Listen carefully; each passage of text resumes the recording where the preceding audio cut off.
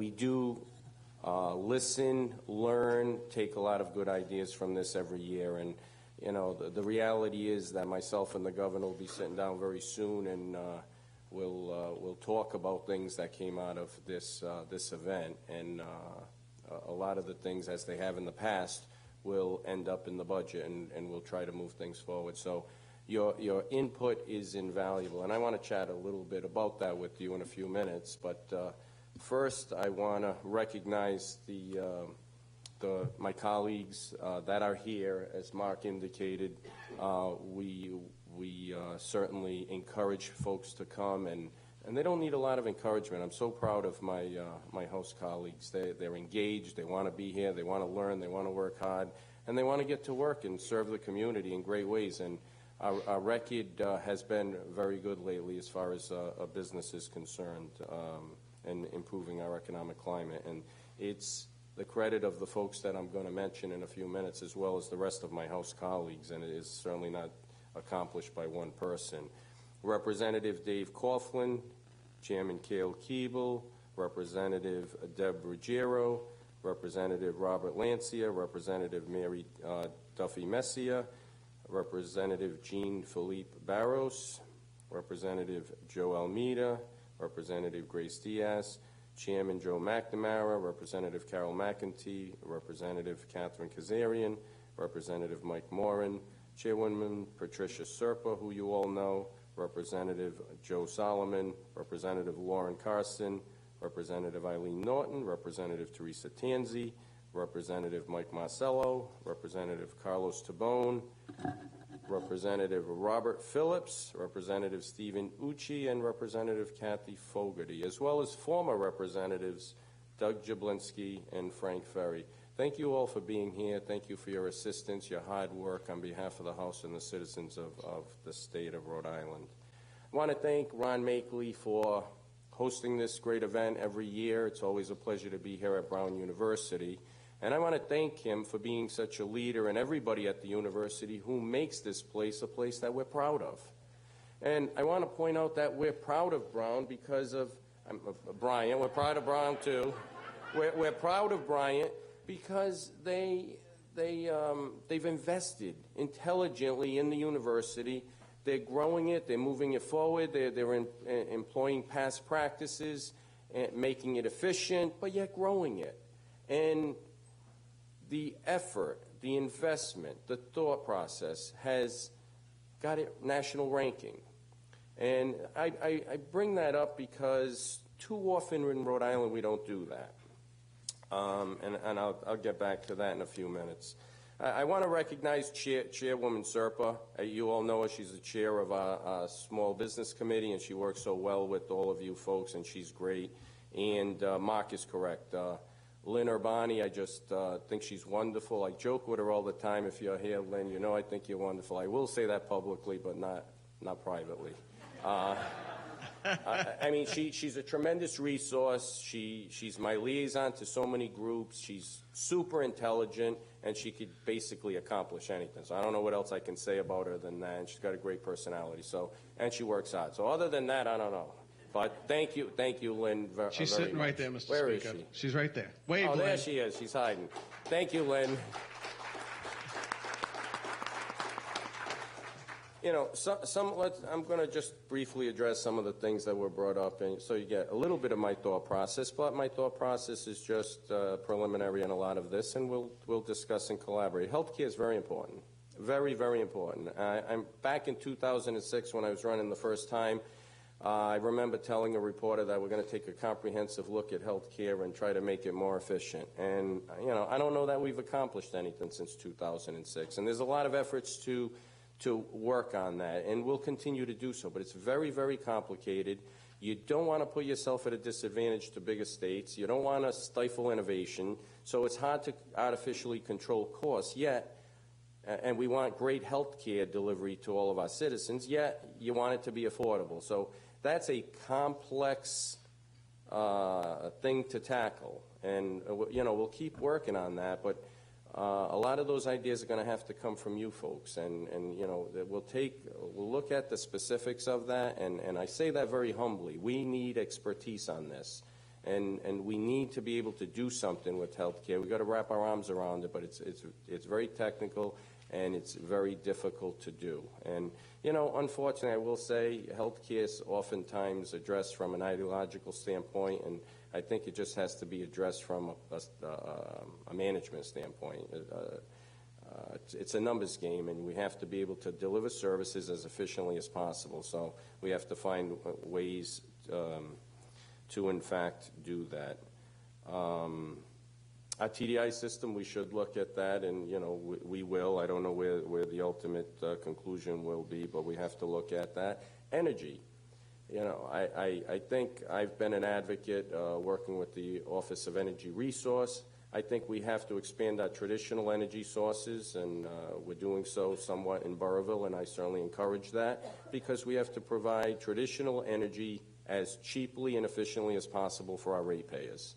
However, the world is changing, and we have to look at renewables and have to encourage the growth of renewables. So, you know, some people want just the carbon-based, some people want just the renewables. I take a practical viewpoint, and I encourage both, and we'll grow them both as fast as we can and let the economy and the marketplace play a little bit of a role. But as far as I'm concerned, we're going to encourage the expansion of all forms of energy so that our citizens and our businesses have the cheapest energy available to them, so that we can grow and thrive as a community, and that our citizens can heat their homes and power their homes as efficiently and cheaply as possible. Relative to a lot of the tax consideration, the estate tax, we raised the exemption from a low 921 with the cliff to $1.5 million without a cliff, and ran out of money. So that's something that we're going to now look at some more, because we do have to balance our budget. But that's something I've got my eye on. Great suggestions. Let's see what we can do, and let's collaborate and work together on looking at that. Family farms, small businesses, the exempting, great ideas. It's something that I certainly want to look at, and it seems something that potentially could be feasible. So we'll continue that conversation. Property taxes. Property taxes are a problem. Not necessarily because they're high in some communities, but they are. But also they're not predictable. And the reevaluations that occur cause concerns in the market. You go to other states, and there are cranes putting up new buildings everywhere, and we're not doing so. So you get a little more money from your current property tax payers, but because you're doing so, nobody else is comfortable coming in, and you're hurting yourself long term. So we have to look at making that predictable, because what I hear from investors that want to come to the state and our capital city, they recognize the property tax is a little bit high, and that's something we have to work on, but they can work with that. They can't work with high taxes and lack of predictability, and that keeps national money out of the state and out of our capital city. So that's something that we absolutely have to work on and can work on. And the problem wasn't created overnight, as the governor said, and it's not going to be fixed overnight, but it's something that we're going to give some attention to. The letters of good standing, that seems pretty easy to fix. I think that what we'll do there is look at best practices and give that a little bit of attention. There's no need to be an outlier on certain things. What I can't tell you from the Speaker's office, when particular problems are brought to my attention, we address them, we get involved, and we help businesses. The Commerce Corporation does the same thing. The governor, the lieutenant governor, the treasurer, general treasurer, the Senate's office, we all do the same exact thing, but the system has to work so that you don't need intervention from everybody. And there has to be a better climate out there so that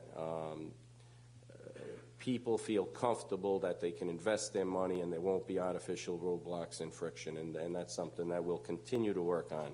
There's a lot of moving parts in that, so it's easy to fix one, but some are municipal, some are state, and they're spread out. So that's something that we'll continue to work on, and we absolutely have to work on.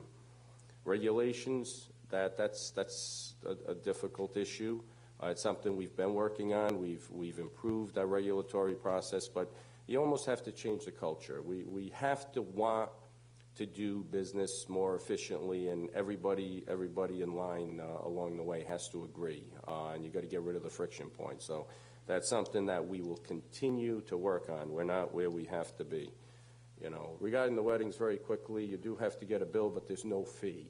Every proposal otherwise required a fee, and I refuse to impose a fee on people getting married. So that's one of the reasons we've never done that. And they're relatively easy to get the bills passed. So if the General Assembly can intervene and provide a service to our constituencies for free, no fee, I prefer that means. And I indicated that I was going to double back and talk about how the great investment in Bryant University made it a leading university nationally, and you know why that's important. It's important because Brown looked prospectively, they invested, they grew, they learned, they improved, they made themselves better. That's what we have to do as a state. Forget any individual issue. We have to make ourselves better as a state. And, you know, I say that to you folks because you folks are the smart people. You're business people. You're very educated. You're intelligent. You work in the economy each and every day. Not the only smart people, but this is a very intelligent group. You work with your people. You know where the problems are. You know where the problems aren't. And I often look to folks like you to be part of the solution and to help us. So I'm looking at the survey on the tolls, and the governor's not here, and she didn't bring it up, but since it's her plan, I'll bring it up.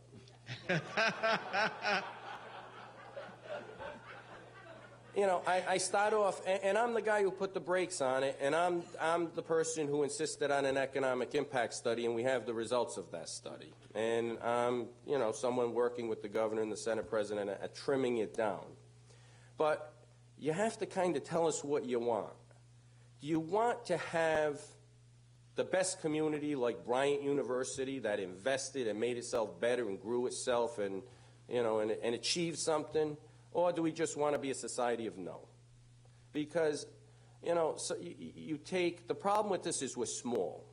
You take a fresh well that's going to produce water for a community for 100 years, and you drop a drop of poison in it, you contaminated that well, it's done forever.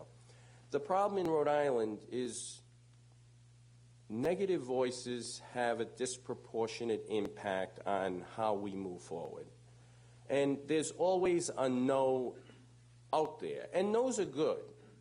You know, no's from the business community caused me to put the brakes on roadworks and caused us to really think about it over an entire summer. And I've spent a lot of time thinking about it. So I start off with the conclusion, or with the fact, objective fact, that we have the worst roads and bridges in the country.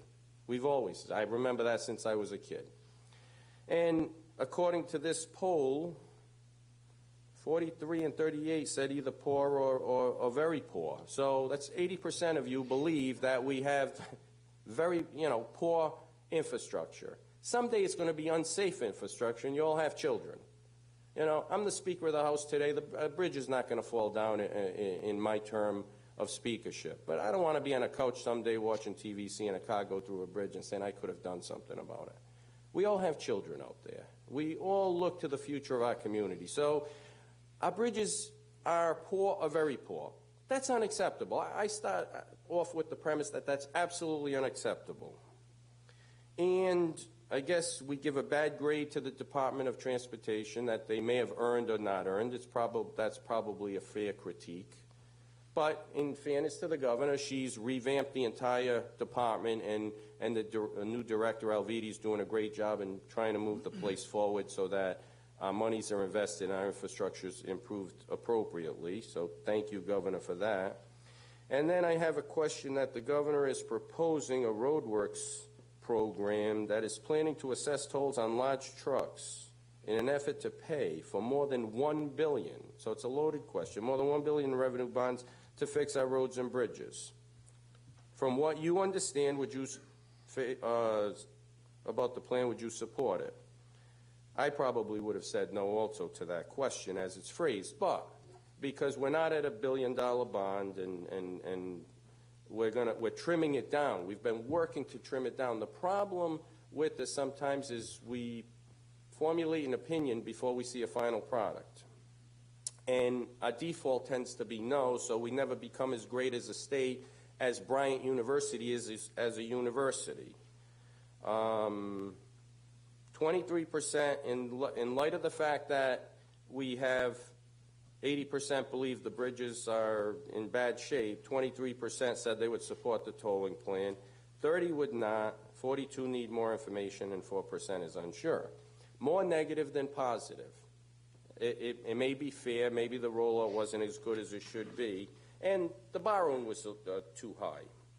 And as I've indicated, I want to reiterate, I'm the person who had concerns, so I put a stop to the plan. This one concerns me. What impact do you think tolling plan will have on the Rhode Island economy? Very positive, 5%. 14% somewhat positive, 27% neutral, somewhat negative, 24%, and very negative, 29%. So most people think it'll have a very negative impact on our economy. I'm not an economist. I do have a degree in accounting, and I'm an attorney by trade, so I broadly understand economics, but I'm not an economist. But we got an economic impact study. It came back very positive. If we don't listen to our experts, how do we move forward?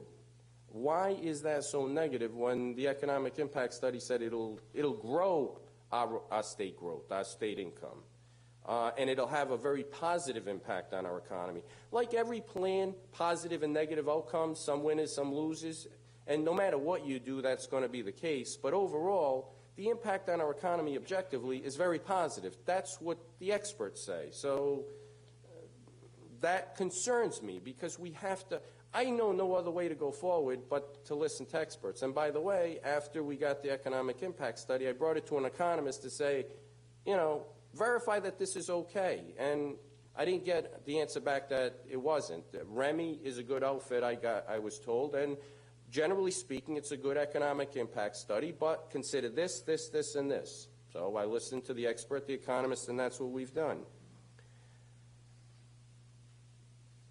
This one concerns me a lot also. Currently, the proposal calls for tolling only large trucks. Are you concerned that tolls will eventually be expanded to other vehicles? 65 said yes, 23 said no, 11 are unsure. The most accurate group there is the 11, and I'm going to tell you why. I've said, while I'm speaker, no tolls on cars. I pledge that. No tolls on cars, and it's going to be in the legislation so the governor can't do it unilaterally. I don't know what the next speaker is going to say, but I know the political climate. I don't think the next speaker is going to do it, whoever that may be, or the next governor, whoever that may be. But beyond myself, I can only speak for myself. I don't know. So all of these folks that think it's going to happen, please give me a crystal ball because I need the number for tomorrow's Powerball. That's a lot of money, too. And that goes back to no. Our default is no. Someone's going to do a bad thing. Someone in government is going to do a bad thing. We don't appreciate our government. We're not proud of our government, and we don't appreciate all the folks that are here working so hard on our behalf. Somehow we're cynical about it. They're not in other communities, but they have good infrastructure. And by the way, the proposal's too big, too much borrowing, there's concerns with this, so we've been working with the governor's staff, and I think we're going to have a proposal that most people are very comfortable with at the end. But I've got to start off with the proposition, if I'm going to do my job the way I think I have to, if we have what everybody believes are the worst roads and bridges in the country, we can't let that stand. A default of no means we're stuck with the worst roads and bridges forever. That can't be.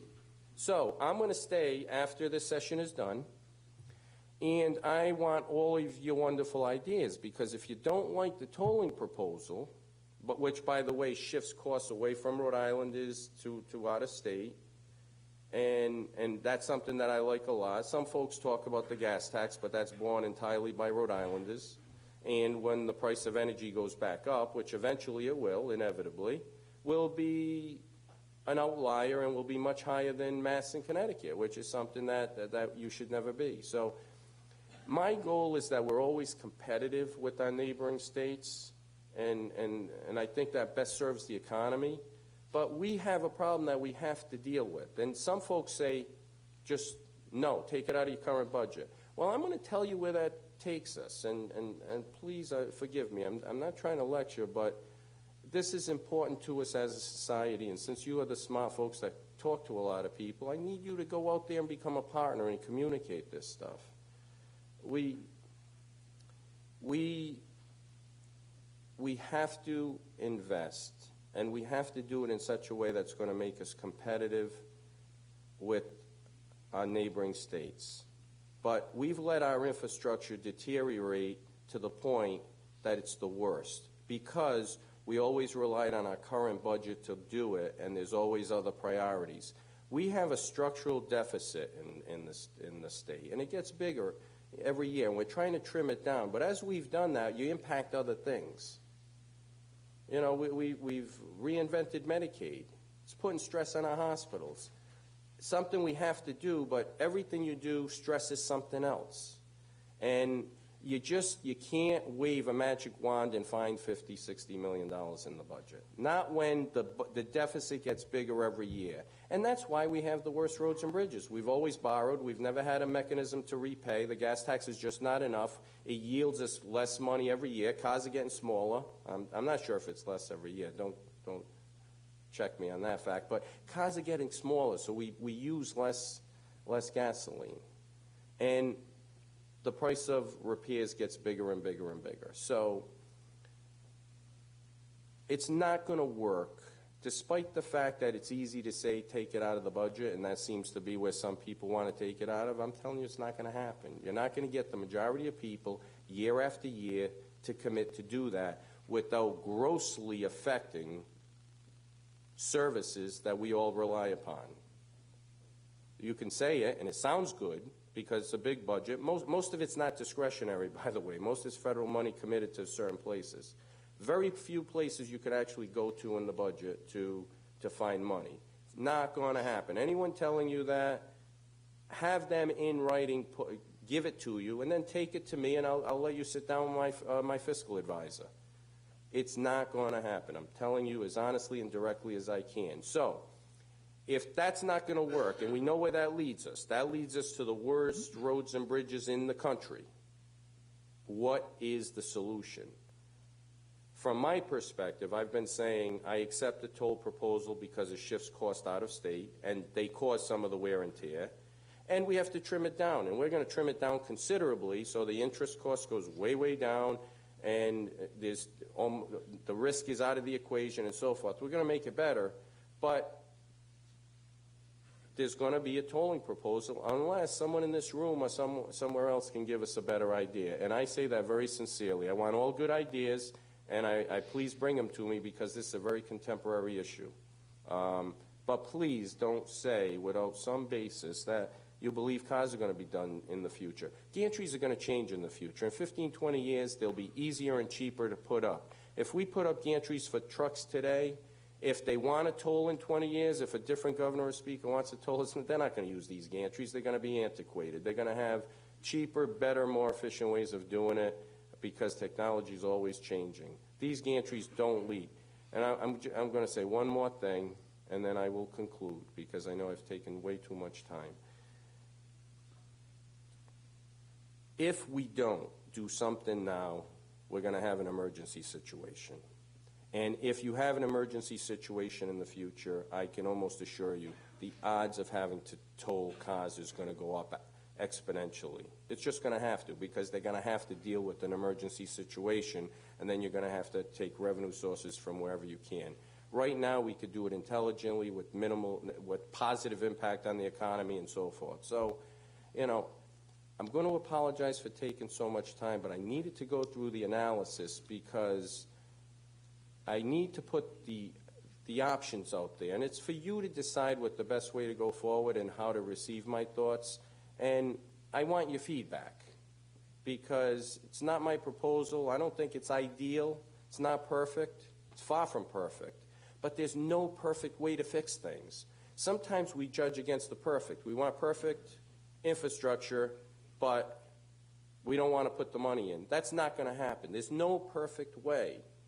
We have to take imperfect solutions, the best imperfect solution we have, so that we have better infrastructure. So I'm going to challenge you. After having listened to that, I'm sorry you had to, please think about it and communicate with me, whether today or in the near future. Reach out to my office, reach out to my staff, reach out to Lynn or Bonnie, and give us your ideas to move our infrastructure forward, realistic ideas. And when you're out there communicating with people, rather than just say no, because you are very free not to like the tolling proposal. I'm not a huge fan, but I think it's the best of unpleasant options considering where we are.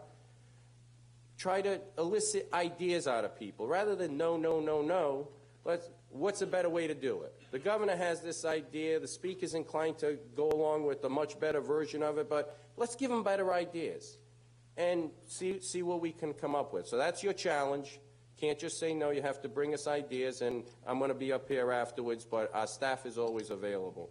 Thank you very much. You, the small business community, our economic climate will always be a very significant considerations. My mantra when I became Speaker was jobs in the economy. It has never changed. My focus has never changed, and we will work together to move our economy forward. Thank you very much. Thank you, Mr. Speaker.